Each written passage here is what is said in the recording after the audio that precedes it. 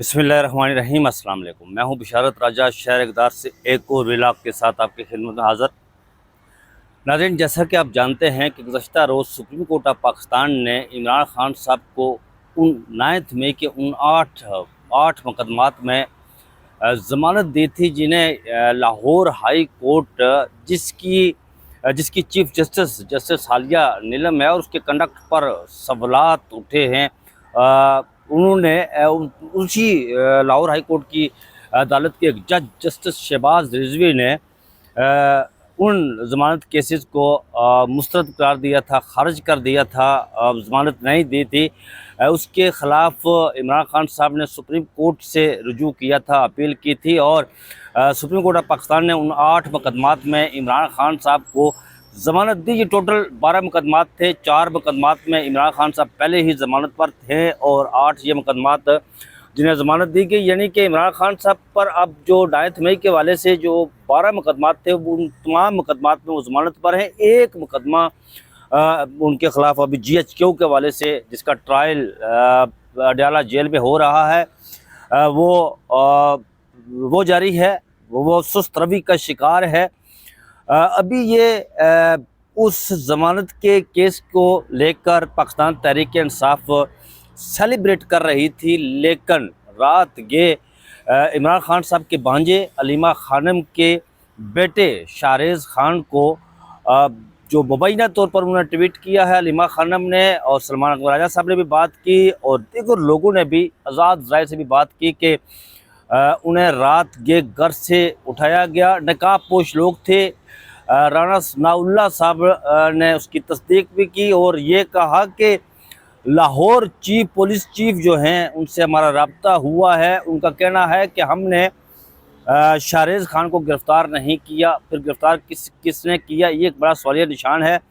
और आज उन्हें सुबह आलल सुबह ATC अदालत लाहौर में पेश किया गया। उन पर इल्ज़ामात क्या लगाए गए, वजह सामने आई कि उन्हें गिरफ़्तार क्यों किया गया, इस पर बात करेंगे। और माफ़ी वाला बयानिया जो था, जिसको लेकर सोहेल वड़ाच साहब ने ऊपर तले 3 कालम लिखे थे, उस कालम की पहले जो बाड़े के टट्टू थे, या टट्टू हैं, बाड़े के थे नहीं, टट्टू हैं बाड़े के, उनमें वो छोटे छोटे टट्टू, बड़े टट्टू तो खैर जो हैं वो उन्होंने कालम लिखा था। छोटे छोटे जो टट्टू हैं, उन्होंने पहले तो उसकी दबे अल्फाज में तरदीद की। फिर जब उनसे काम नहीं बना तो फिर जनाब ख़ुद DGISPR साहब सामने आए और उन्होंने उसकी तरदीद की। न सिर्फ तरदीद की बल्कि कार्रवाई का इंदिया भी दिया है। और सोहेल वड़ाच साहब ने इस पर खामोशी तोड़ी है। उन्होंने क्या कहा है, ये आपके सामने रखेंगे। और फिर हुक्मरान तबका क्यों खुश है कि इमरान खान साहब की अभी तक जेल से रिहाई नामुमकिन है, इस पर बात करेंगे। सबसे पहले आपको बताते हैं नाज़रीन के जो अलीमा खानम साहिबा के बेटे की गिरफ्तारी रात ये हुई, उसके पीछे कारण क्या है, उसके पीछे वजह क्या है। आलल सुबह अलीमा खानम के बेटे को, शाहरेज़ खान को, ये बताया जाता है कि वो एथलीट हैं। मैर बुखारी साहिबा ने रात को एक ट्वीट किया था उनके वाले से कि ही इज़ माई सीनियर, कि इन कॉलेज, वो कॉलेज में मुझसे सीनियर थे। He was in senior in college, वो कॉलेज में मुझसे सीनियर थे। वो ज़बरदस्त किस्म के एथलीट थे। वो खेलों में दिलचस्पी लेते थे और वो किसी किस्म की पॉलिटिकल एक्टिविटीज़ का हिस्सा नहीं थे। वो अपना बिज़नेस कर रहे थे, कारोबार कर रहे थे। और उन्होंने आज या कल किसी मुकाबले में, मैराथन दौड़ में शिरकत के लिए कहीं बाहर जाना था। रात ये जिस तरह सलमान अकबर राजा साहब ने बताया कि उनके घर, अलीमा खानम के घर में, और अलीमा खानम ने भी ट्वीट किया इस हवाले से आलल सुबह के, रात ये जब मेरे घर में, यानी लाहौर ज़मान पार्क सिर्फ इमरान खान साहब का घर नहीं है, ज़मान पार्क जगह का नाम है जहाँ पर उनके कज़न्स के भी घर हैं, उनकी फैमिली के तमाम लोगों के घर हैं।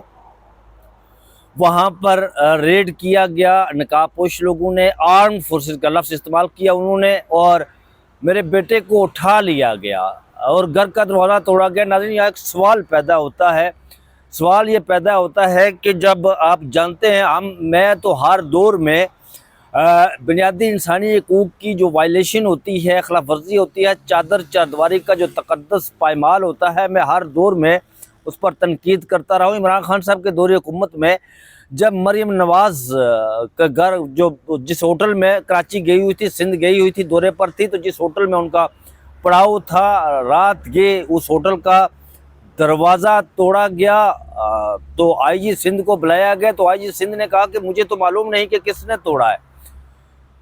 उस वक़्त भी मैंने तनकीद की थी, शदीद तनकीद की थी कि ये चादर चारदीवारी का तकद्दस पायमाल नहीं होना चाहिए, किसी भी सूरत में पायमाल नहीं होना चाहिए, और ना हमारा दीन, हम जिस दीन के पैरोकार हैं वो इसकी इजाज़त देता है। चलें हम वो उसको छोड़ दें, हमारे दीन को छोड़ दें आप। अब किसी भी दीन के पैरोकार हो, किसी भी मसलक के मानने वाले हों, किसी भी मज़हब से आपका ताल्लुक़ हो, ये चादर चारदीवारी का तकद्दस दुनिया का कोई भी मज़हब इस बात की इजाज़त नहीं देता कि उसको पायमाल किया जाए। उस वक़्त अगर ये गलत था तो रात ये जो कुछ हुआ ये भी गलत है। ये कौन लोग हैं जो चादर चारदीवारी का तकद्दस पायमाल करते हैं?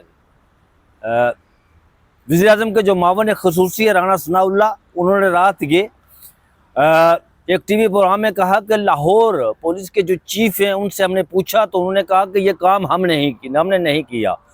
तो राना सनाउल्लाह साहब, आप हुकूमत में हैं, नून लीग की हुकूमत है, नून लीग के शहबाज शरीफ वज़ीर-ए-आज़म है, आप ताकतवर शख्सियत हैं, तो आप ये जानें, ये पूछें, ये जानने की कोशिश करें, कौम को बताएं कि ये कौन लोग थे जिन्होंने चादर चारदीवारी का तकद्दस पायमाल किया। आप आज जो कुछ कर रहे हैं ना, ये कल आपको सहना पड़ेगा। ये जो ताकत है, ये जो कुर्सी है, ये सदा इंसान के पास नहीं रहती। ये अल्लाह तबारक व तआला देकर इसको आजमाता है। कल यहाँ पर फ़िरौन भी कहता था कि मैं बहुत ताकतवर हूँ, उसने खुदाई दावा कर दिया था और कहता था कि ये कुर्सी मेरे साथ चिमट गई है। भुट्टो भी यही कहता था, लेकिन ये कुर्सी इंसान के पास कभी नहीं रहती। वासिय कुर्सी समावात वल अर्द, आसमानों और ज़मीनों की कुर्सी हमेशा मेरे रब के पास है, महबूद के पास है, खालिक के पास है, ये उसी को ज़ेबा है। इंसान दावे करता फिरता अच्छा नहीं लगता। उन्हें घर से उठा लिया गया रात को, आल सुबह जुने अदालत में पेश किया गया 80 इंसदाद दहशतगर्दी लाहौर में। और हमारे एक दोस्त ने उस पर ट्वीट किया कि बड़ी पेशरफ्त हुई है जी, वो पेशरफ्त हुई है। मैंने कहा कि उससे पूछा क्या पेशरफ्त हुई है?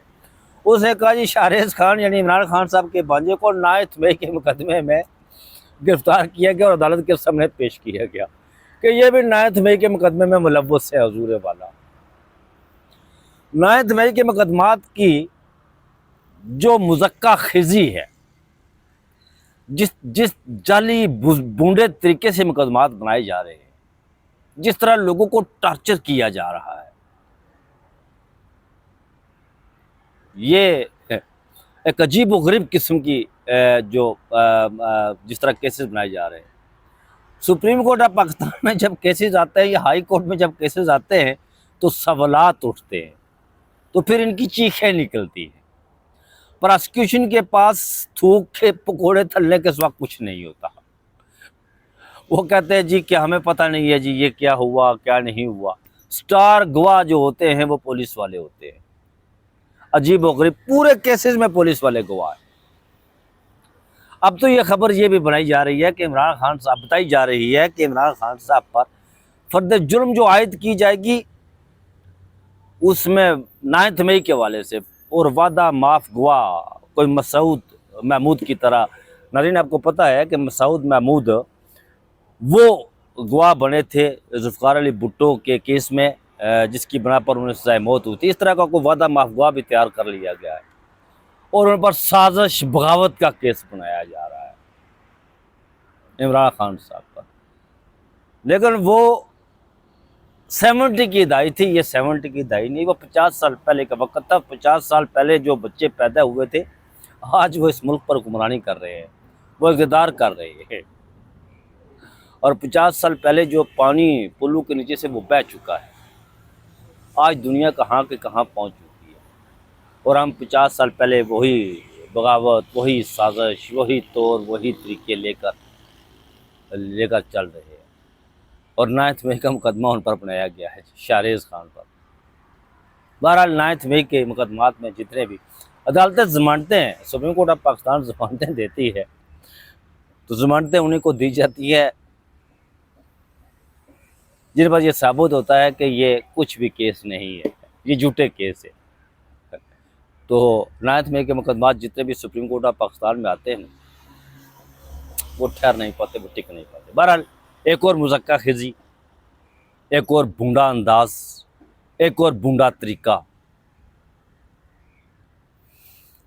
जब समातू पर ग्रां अलीमा खानम के बेटे को गिरफ्तार किए ना, क्यों ना किया जाए। अलीमा खानम का कसूर यह है कि वो कौम को सच बताती है।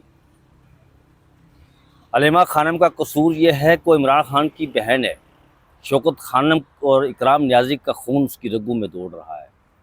अलीमा खानम का कसूर यह है कि वो भागती नहीं है। अलीमा खानम का कसूर यह है कि वो टूटती नहीं है। अलीमा खानम का कसूर यह है कि वो माफ़ी नहीं मांगती, वो झुकती नहीं है।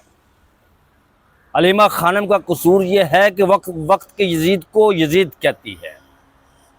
अलीमा खानम का कसूर यह है कि जितनी मज़ीद ताकत उस पर दबाव खौफ डाला जाए और कहा जाए कि वक्त के यजीद को तुम पारसा कहो, वो नहीं कहती, डट जाती है उसके सामने। ये कसूर है उसका। उसके बेटे को फिर इमरान खान नियाज़ी का बुपांजा हो, उठाया ना जाए, ये कैसे हो सकता है। बहरहाल ये था उसका मामला। नाज़रीन, माफ़ी वाला बयानिया लेकर बात चली थी। पहले सोहेल वड़ाच साहब ने उस पर 2 से 3 कॉलम लिखे, ऊपर तले माफ़ी वाली बात की गई। पहले बाड़े के टट्टू मैदान में उतारे गए, उनसे तरदीदें करवाई गई। जब बात नहीं बनी तो फिर खुद मैदान में आना पड़ा। और DGI-SPR साहब ने ये कहा जी कि वक्ती फ़ायदे के लिए मैं बहुत तनकीद करता हूँ सोहेल वड़ाच साहब का, बेइंतहा तनकीद करता हूँ। वो इसलिए करता हूँ कि वो ताकतवरों की मदासराई करते हैं, जो नहीं होनी चाहिए। लेकिन मैं मीर शकील उर रहमान को दाद देता हूँ, उसकी तहसीन करता हूँ मीर शकील उर रहमान कि वो हमेशा सच के साथ, उसके अदारे का कोई एम्प्लॉइज़ जब खबर देता है तो उसके साथ खड़ा होता है। मीर शकील उर रहमान वो कभी पीछे नहीं हटता। वो हामद मीर पर गोलियां लगने का वाकया हो या फिर अभी जो सोहेल वड़ाच ने कॉलम लिखा ये वाकया हो, वो पीछे नहीं हटता। तो फिर जनाब को खुद आना पड़ा मैदान। इनके हवाले से हेनरी किसिंजर अपनी किताब में लिखता है कि ये जब बात करते हैं, तरदीद करते हैं, तो झूठ बोलते हैं। मैं ये कह सकता हूं कि सोहेल वड़ाच ने जो लिखा है वो सच लिखा है।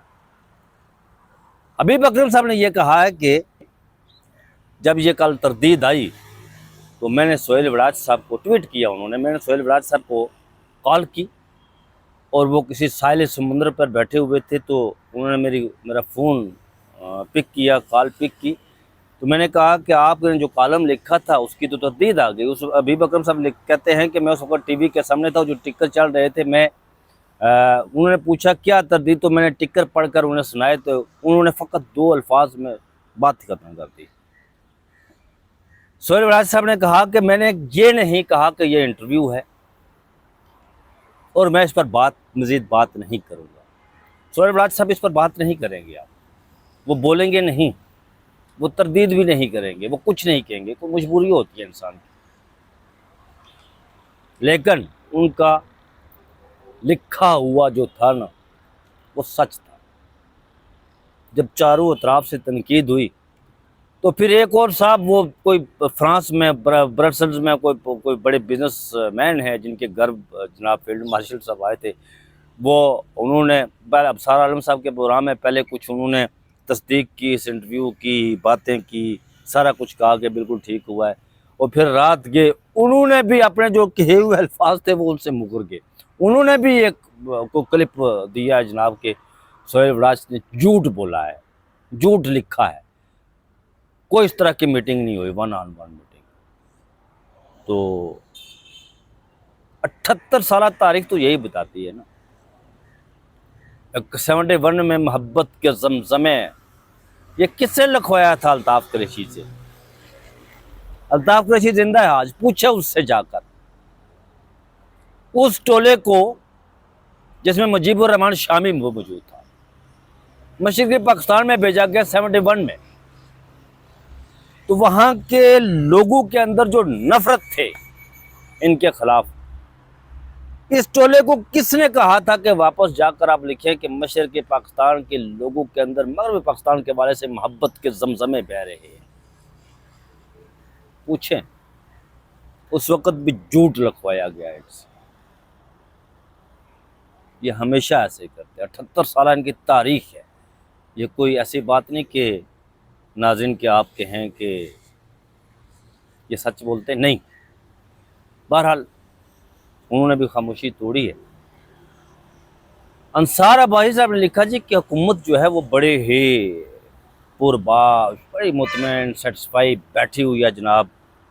उन्होंने अगला प्लान दिया।